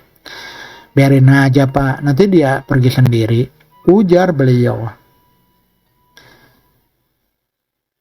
Saya sempat bekerja di law firm ini selama beberapa tahun lagi sebelum ketiga partner memutuskan bubar dan memulai karir baru di bidang mereka. Dari ketiganya hanya Mas Danu yang lanjut membuat law firm baru. Sementara itu, Om Cahyo dan Om Dharma memutuskan membuka usaha karena ingin fokus menghabiskan masa tua dengan keluarga mereka masing-masing tanpa perlu dipusingkan dengan agenda sidang. Dengan bubarnya law firm ini, kami para asosiasi juga berpencar-pencar. Sandra bergabung dengan salah satu perusahaan makanan terkenal. Denny bergabung sebagai legal manager di perusahaan manufaktur. Sedangkan Akil yang sudah keluar terlebih dahulu sebelum law firm ini bubar, kabar terakhir yang saya dengar ia bekerja di platform startup yang berkantor di Jakarta. Saya sempat menjelajahi beberapa perusahaan swasta sebelum akhirnya menikah dan memutuskan menjadi ibu rumah tangga hingga hari ini. Meskipun sudah berpisah bertahun-tahun, hubungan kami semua masih terjalin dengan baik. Sesekali Mas Danu masih muncul di kolom komentar postingan media sosial saya. Dan beberapa kali saya bertemu dengan Om Dharma maupun Om Cahyo pada acara-acara relasi kami. Pertemanan saya dengan para mantan asosiasi juga masih sangat dekat, terutama dengan Denny tentunya. Kantor kami di lantai 27 itu sekarang sudah disewa oleh tenan lain. Namun kenang-kenangan saya di sana masih belum hilang. Meskipun tidak pergi ke office, ketika saya mengunjungi mall di bawah bersama keluarga saya, rasanya saya bisa membayangkan masa-masa itu lagi. Lantai parkirnya, lobinya, dan restorannya tempat kami biasa diajak makan oleh Om Dharma sedikit banyak masih memberikan memori nostalgia. Pada pertengahan tahun 2018, saya tertarik untuk membagikan cerita pengalaman saya ini ke media sosial. Saat itu sebuah akun Instagram bernama mwv.mystic berkenan menampung pengalaman-pengalaman saya untuk dijadikan bacaan banyak orang. Setelah pengalaman seputar kehidupan pribadi saya sudah dibagikan sebelumnya, saya memutuskan sengketa Tanah Buyati menjadi cerita yang terakhir yang akan saya bagikan. Saya menyusun setiap kejadian berdasarkan apa yang saya dan rekan-rekan saya alami beberapa tahun lalu. Tentunya saya menghilangkan beberapa detail demi menjaga privasi orang-orang yang terlibat di dalamnya. Selain itu, saya juga tidak menggunakan nama asli saya di publik dan menggunakan akun anonim untuk tempat bertegur sapa dengan para pembaca. Awalnya semua berlangsung normal. Para pembaca mengikuti cerita saya dan penasaran dengan apa yang akan terjadi pada kami dalam mengungkapkan sengketa Tanah Buyati. Namun saat baru menceritakan tentang serangan yang menimpa Mas Danu hingga kakinya lumpuh, tiba-tiba saja secara kebetulan Mas Danu menelepon saya. "Halo Mas." "Halo Pak, apa kabar?" "Baik Mas. Mas Danu gimana?" Baik. Ini saya dapat screenshotan, ada cerita di Instagram horor gitu. Tapi kok berasa familiar ya sama ceritanya. Jangan bilang ini kamu adminnya. Cerita apa tuh mas? Tanya saya coba mengkonfirmasi. Sengketa tanah berdarah judulnya. Seketika saya tertawa kecil. Bukan saya, bukan adminnya. Tapi iya, itu saya yang jadi narasumbernya mas. Izin ya, jawab saya sambil terkekeh. Waduh, pantesan. Makanya pas saya baca kok mirip banget sama kantor kita dulu. Tolong harga diri saya jangan dijatuhin gitu dong. Canda beliau dari ujung telepon. Aman, tapi wibu dan jomblo akutnya harus saya mention ya, mas. Balas saya. Dasar, jangan ngatain gitu doang dong. Sekalian doain kek gitu. Nanti di ujung ceritanya, siapa tahu kekabul beneran kan? Tahu-tahu tahun depan saya nikah. Tawar beliau. Amin. Ya nanti disebut biar banyak yang aminin juga. Ujar saya. Setelah kami mengobrol dan sedikit bernostalgia dengan beberapa kejadian, Mas Dano saat tahun 2018 sudah cukup mempercayai hal gaib. Setidaknya ia akhirnya mengakui jin itu ada. Setelah menelepon Mas Danu, saya kembali membuka handphone untuk mengetik lanjutan cerita yang akan saya bagikan. Saya memang mengetiknya secara kejar tayang, karena hanya bisa mulai mengetik saat anak-anak tidur siang atau saat malam. Namun setelah beberapa halaman, saya mulai penat dan bosan. Selain itu, mengingat-ingat lagi kejadian itu membuat saya lebih lelah dari biasanya. Untuk membuat pikiran fresh lagi, saya beristirahat dulu dengan membuka Instagram saya dan membaca beberapa komentar atau DM yang masuk. Kebanyakan isi DM akun saya berasal dari mereka yang minta tolong diberikan pengarahan seputar hukum karena tahu saya mantan lawyer. Beberapa lagi menebak-nebak lokasi kejadian. Dan ada juga yang sekedar mengucapkan rasa terima kasih atas cerita yang saya bagikan. Namun di antaranya sekian banyak DM yang masuk, saya menyadari ada sebuah pesan yang belum saya buka. Dari waktu penerimaannya, pesan itu dikirim saat dini hari sekitar jam 1 atau jam 2 pagi. ID akun pengirim pesan itu hanya terdiri dari huruf dan angka acak, serta tidak memasang foto profile. Akunnya juga dalam kondisi privat dengan 0 follower, 0 following, dan 0 post. Ketika saya buka DM-nya, pengguna Instagram itu hanya mengirimkan sebuah susunan angka, simbol derajat, tanda petik, dan huruf S dan E.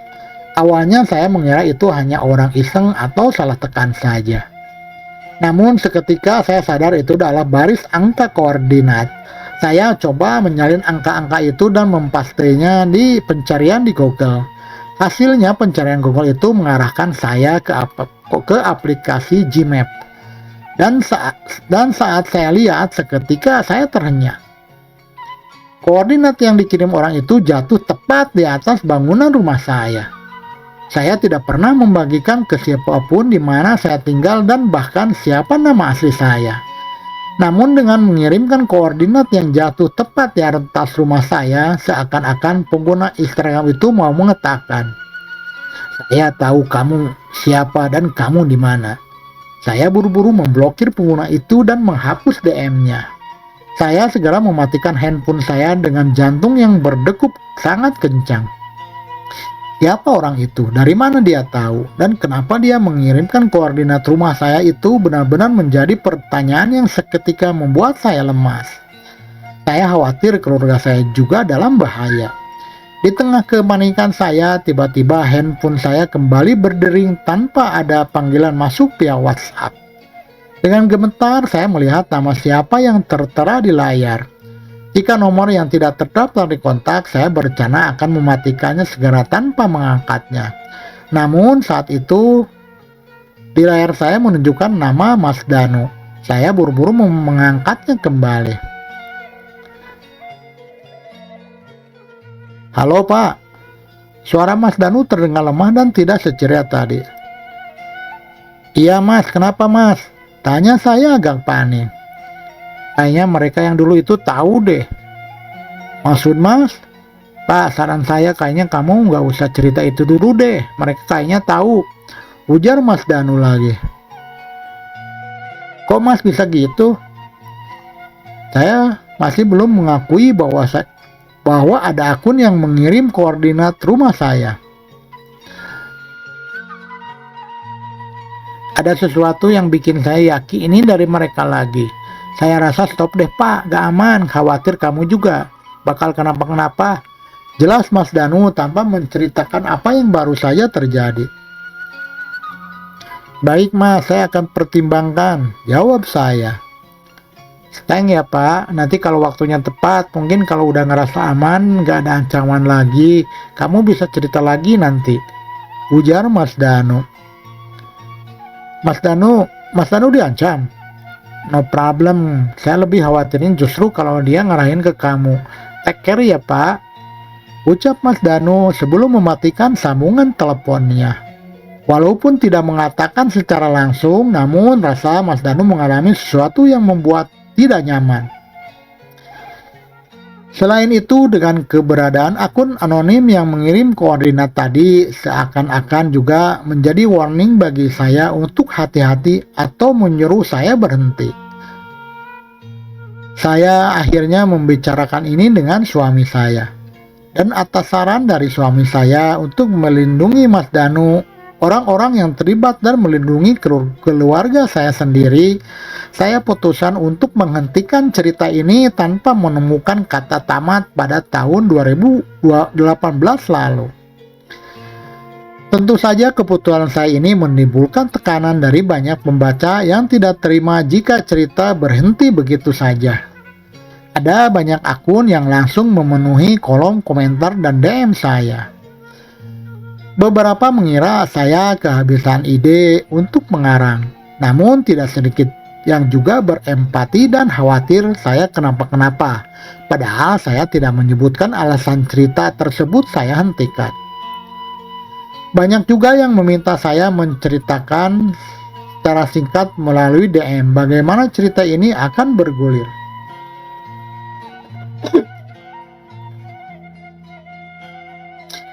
Namun semua pesan itu tidak saya gubris.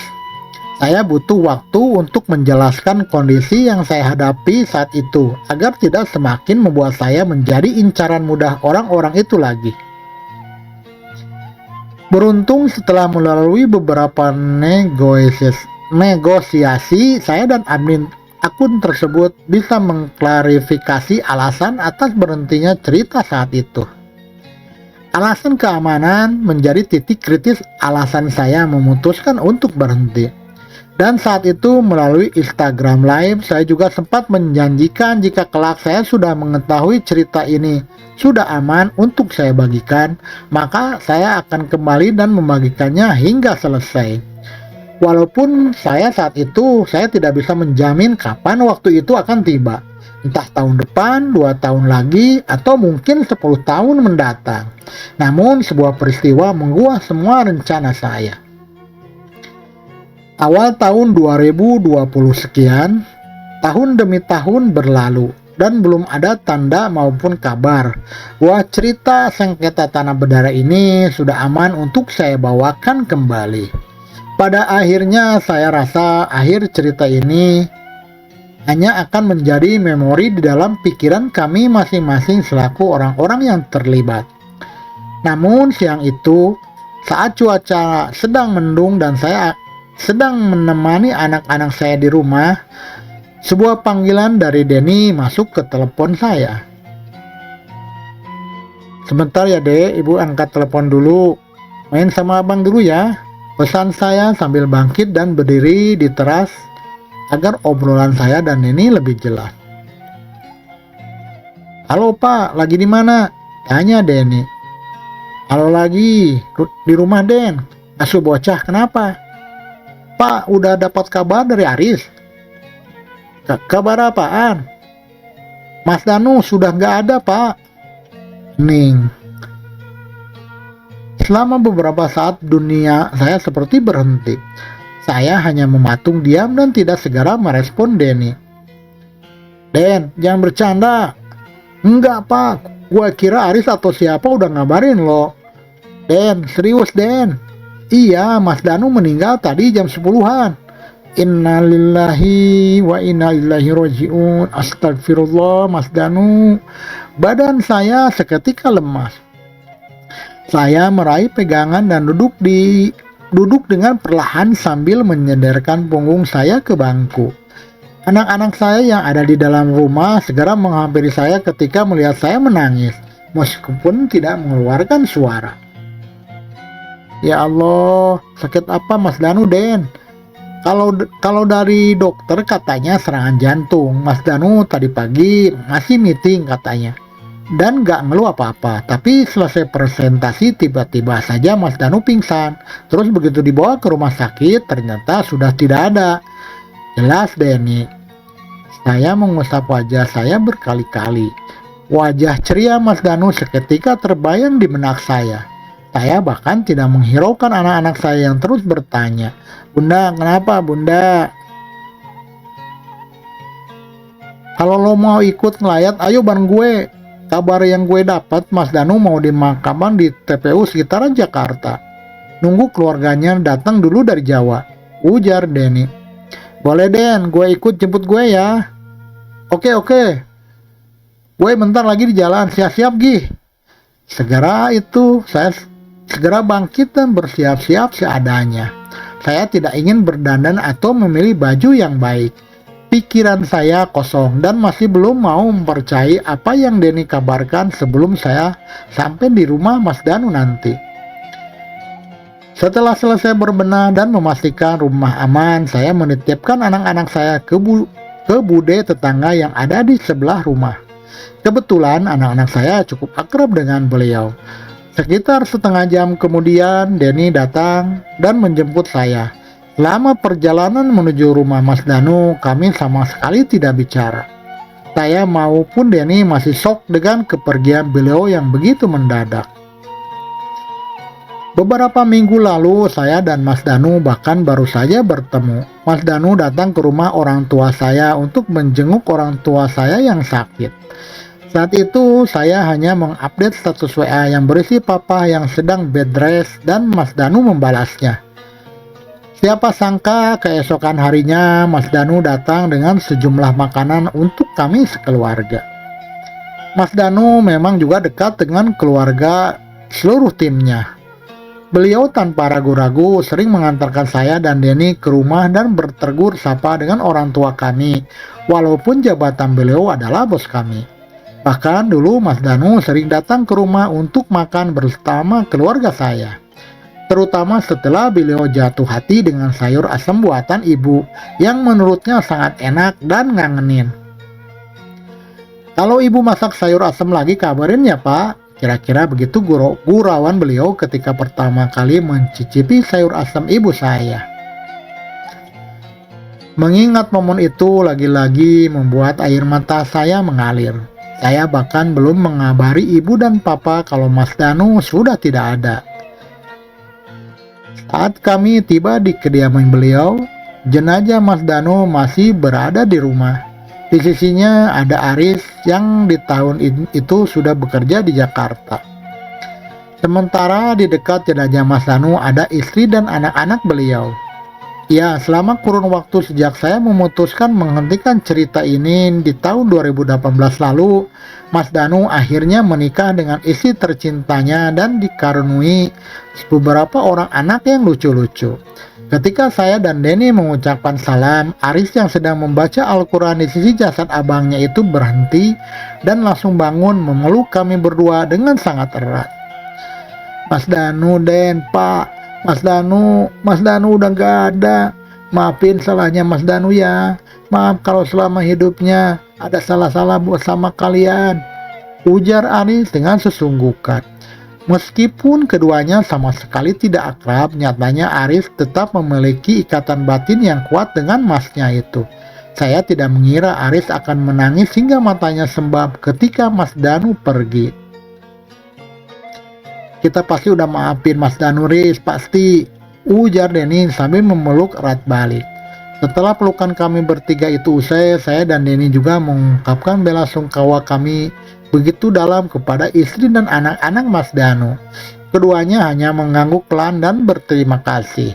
Sebelum adzan asar, Mas Danu akhirnya dimakamkan.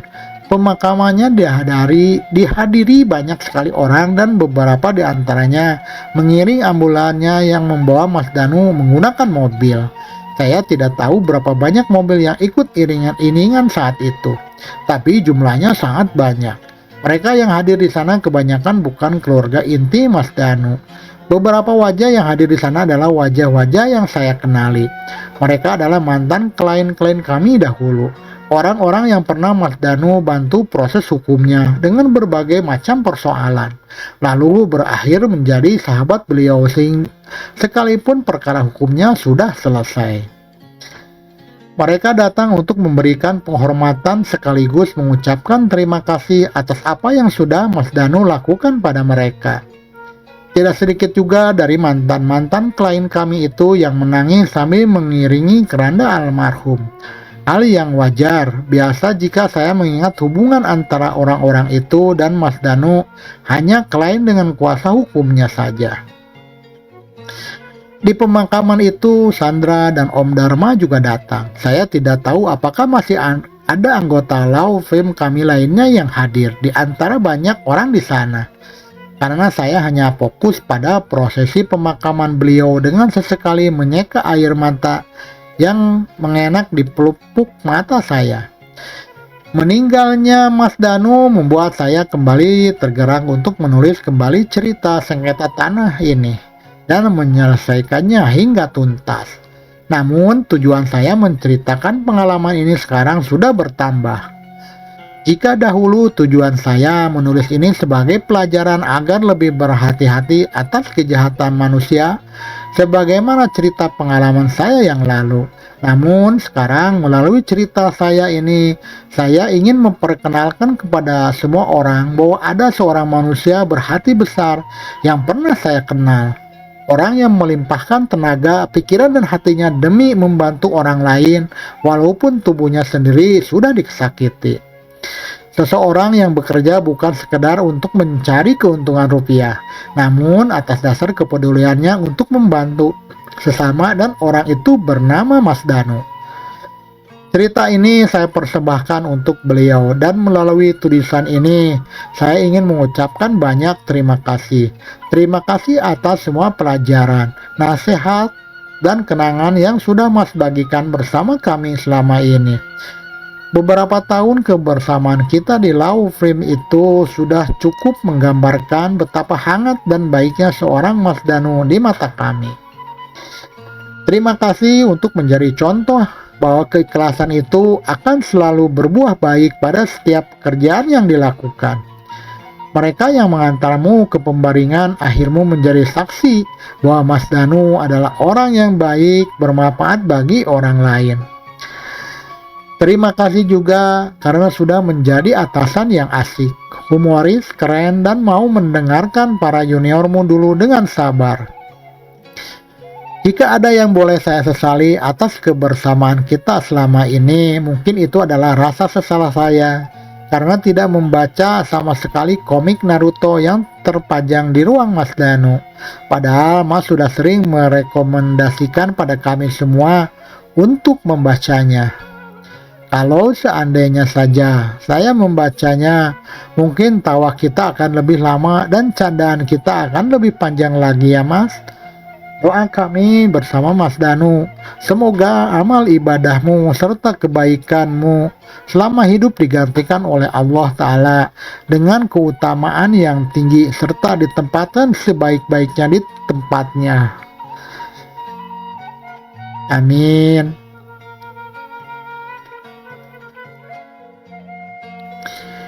Jika ada yang boleh saya sesali atas kebersamaan kita selama ini, mungkin itu adalah rasa sesal saya karena tidak membaca sama sekali komik Naruto.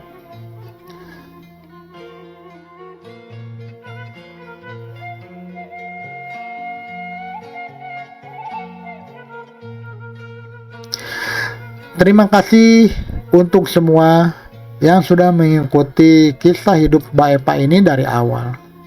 Semoga dapat diambil pelajaran dari kisah nyata ini, ya sebagaimana kehidupan pada umumnya yang ada.